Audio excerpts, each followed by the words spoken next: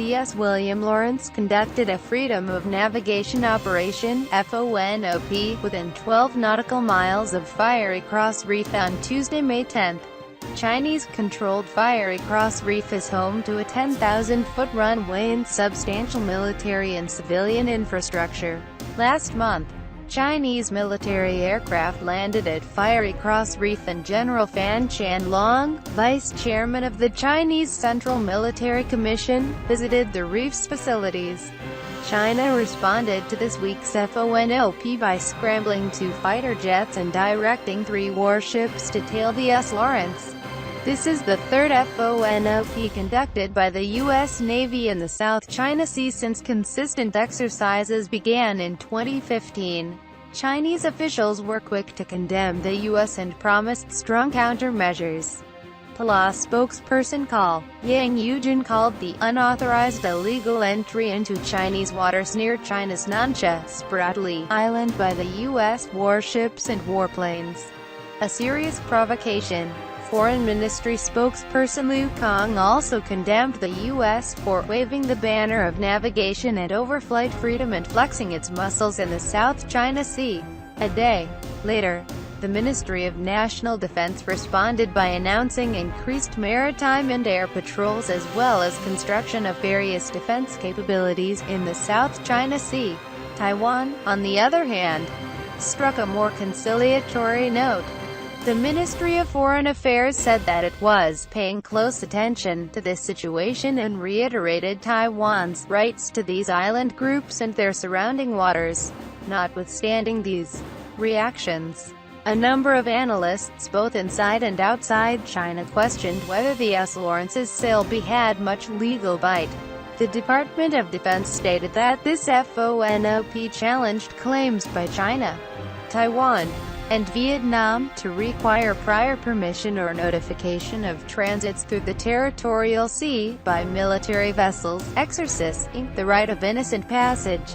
Innocent passage is understood as the right of all vessels to pass through a territorial sea, constructed around any rock or island, as long as the vessel does not perform military or intelligence-gathering activities. Ewan Graham, the interpreter, called this the least assertive form of surface FONOP, and Julian Kuat Lawfare argued that the U.S. should seriously consider non-innocent passage operations that would directly challenge the legitimacy of China's artificial islands.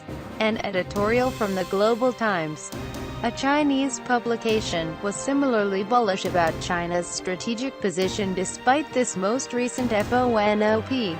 In other news, the Philippines' Rodrigo Duterte is the unofficial winner of the Philippines presidential election, sending shockwaves through the region's foreign policy community. In the run-up to the election, Duterte blamed current President Aquino for China's ongoing reclamation in the South China Sea and was open to the possibility of bilateral negotiations and resource sharing with China. That said, Duterte also called for multilateral negotiations that would include all claimant nations, the United States, Japan, and Australia. Chinese officials have matched Duterte's wide-ranging comments with equally varied statements. Foreign Ministry spokesperson Lu Kang hoped that the future for relations between China and the Philippines can be brighter, while nonetheless reiterating China's preference for bilateral negotiations. An editorial from Jinhua also urged the new Philippine president to reject hawkish politicians in Washington and right-wing extremists in Tokyo. China spent most of the week on the defensive. It began with Ambassador to the UK Liu Xiaoming criticizing Senator McCain's editorial in the Financial Times, claiming that the US has led militarization in the South China Sea. Director General Xu Hong from the Foreign Ministry reiterated the grounds for China's criticism of the ad hoc Philippines-China Tribunal, and Director General Yang Yujing warned that criticism of China could well rebound like a coiled spring. China also dealt with a series of unexpected collisions in the East China Sea. 2 Chinese fishermen were killed and another 17 went missing after a Chinese fishing boat collided with a Maltese freighter. 20 crew members from the Maltese ship were detained for investigation in the eastern Chinese city of Ningbo. It is unclear where in the East China Sea this incident occurred. A Chinese container vessel also collided with a Liberian boat late last week. All 22 crew members were rescued. Japan finishing up last week's trip through Southeast Asia. Foreign Minister Kishida met with Laotian Prime Minister Thongloun Sisoulith to discuss disputes in the South China Sea.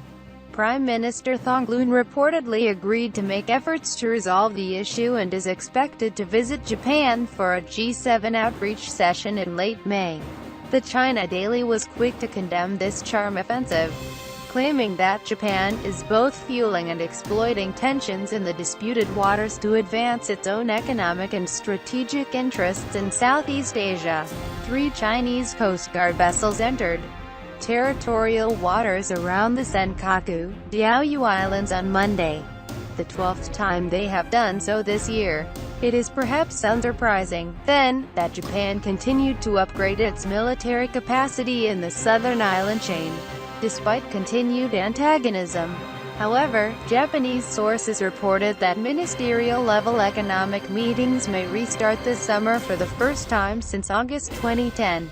Taiwan. The Chinese Taiwan Society of International Law, a government-linked group, submitted several hundred pages of evidence that was accepted by the ad hoc tribunal responsible for the Philippines' case against Chinese claims in the South China Sea. The Society's submission states that it is clear that Taiping Island, Ituaba, is an island which can sustain human habitation and economic life of its own under UNCLOS. A spokesperson for President Ma Ying-jeou clarified that the submission was not made on behalf of the Taiwanese government, but that it was consistent with its official stance. Taipei's dispute with Tokyo over the seizure of a Taiwanese fishing vessel near a disputed atoll came to a head last Friday as Japan responded to Taiwan's deployment of 2 Coast Guard vessels with 5 ships of its own.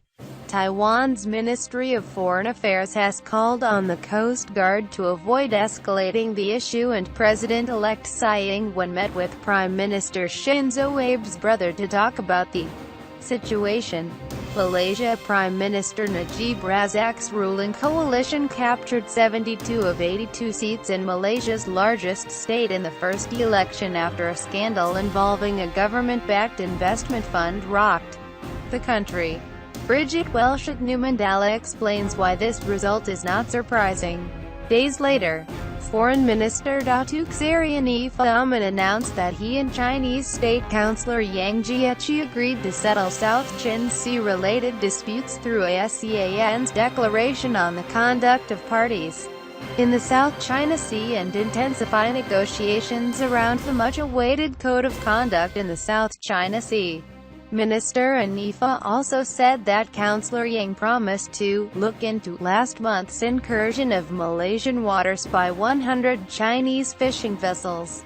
Vietnam. The Obama administration is deliberating over Hanoi's request to completely repeal a lethal weapons embargo that was partially lifted in 2014. Though reports indicate that defense officials are largely in favor of lifting the embargo, begun after the Vietnam War, Assistant Secretary of State Daniel Russell noted that one of the important factors that would make a lift of the ban possible would be to continue forward momentum in meeting universal human rights standards, a decision which may be forthcoming during President Obama's upcoming Asia trip, will reportedly hinge in part on ongoing talks with Hanoi led by Assistant Secretary of State for Democracy, Human Rights, and Labor Tom Malinowski.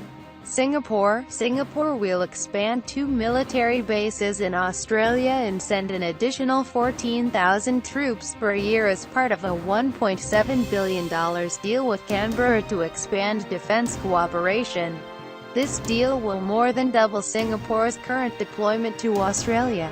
The 2 countries also plan to enhance military personnel exchanges, start civilian personnel exchanges, and deepen intelligence and information sharing. Indonesia, Jakarta and Beijing committed to improving trade after a meeting on Monday between President Widodo and State Councillor Yang Jiechi. The agreement to improve bilateral relations in all fields is notable given the fallout after China's Coast Guard interrupted Indonesian authorities arresting a Chinese fishing vessel off the coast of Natuna Island.